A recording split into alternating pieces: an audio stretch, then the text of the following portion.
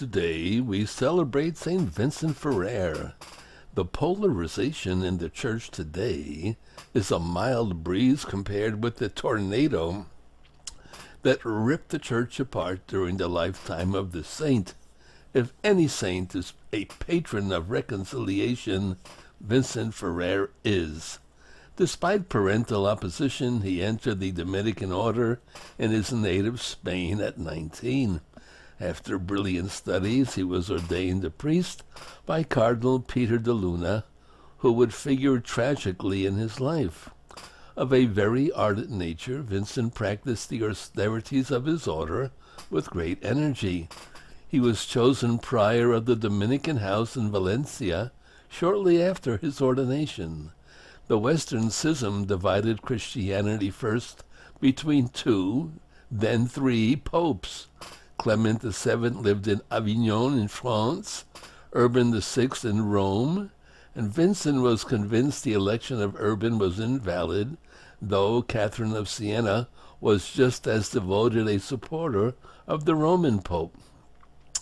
In the service of Cardinal de Luna, Vincent worked to persuade Spaniards to follow Clement. When Clement died, Cardinal de Luna was elected at Avignon and became Benedict XIII. Vincent worked for him as apostolic penitentiary and master of the sacred palace. But the new pope did not resign, as all candidates in the conclave had sworn to do. He remained stubborn despite being deserted by the French king and nearly all of the cardinals. Vincent became disillusioned and very ill, but finally took up the work of simply going through the world preaching Christ, though he felt that any renewal in the church depended on healing the schism. An eloquent and fiery preacher, he spent the last 20 years of his life spreading the good news in Spain, France, Switzerland, the Low Countries, and Lombardy, stressing the need of repentance and the fear of coming judgment. He became known as the Angel of the Judgment. Vincent tried unsuccessfully in 1408 and 1415 to persuade his former friend to resign. He finally concluded that Benedict was not the true pope.